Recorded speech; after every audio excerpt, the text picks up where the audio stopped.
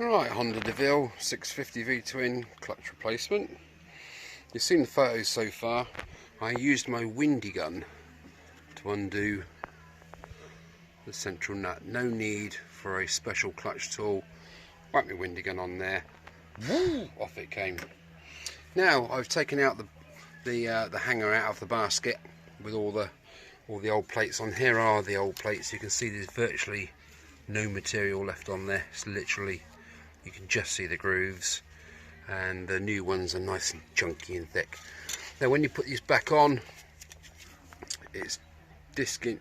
Well, you load up this basket, this housing here, and then you slide them all on, locating the fingers in the grooves as you slide in. Keep hold of the back one,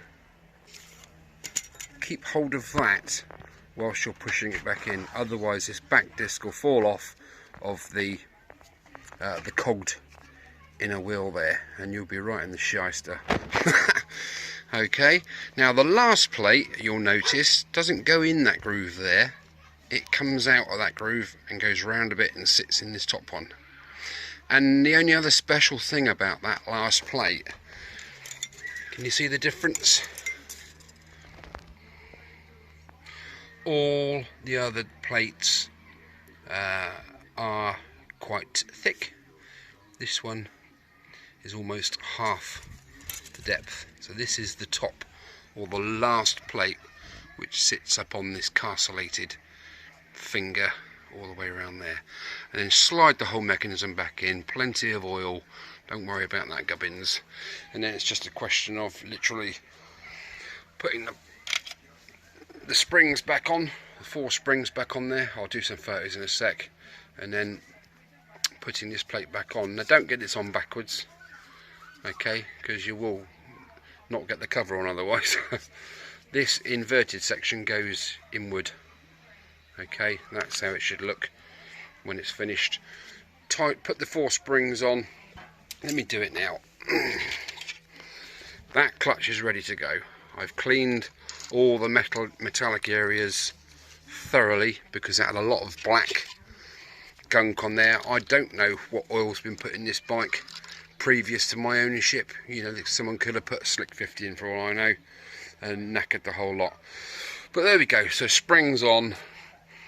That seat then goes on there, and you very carefully wind in those 4 bolts. Do them diagonally, just uniform until you get them right down, and then whack them all 4 of them up. Now you don't have to give big beans on these. I can't remember what the torque setting is right off the top of my head. I'm going to look that up in a second and follow through with it. It's not a lot.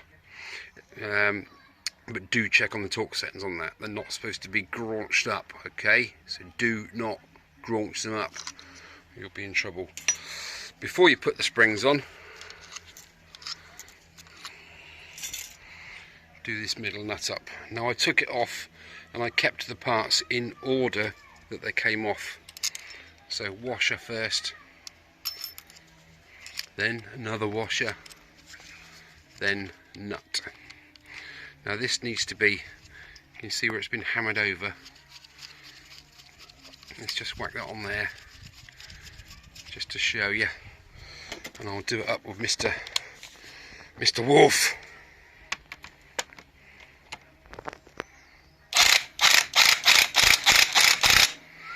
Beautiful. What a tool that is, worth its weight in gold. There we go. So I'm just going to tap that back round in a minute, just gnarl that bit over so it can't come off. Okay, then I say springs on, plate on, 4 bolts in, evenly tighten them diagonally until you've got the correct torque setting. Okay, thanks for looking. I'll continue to put things back together, and we should be good to go.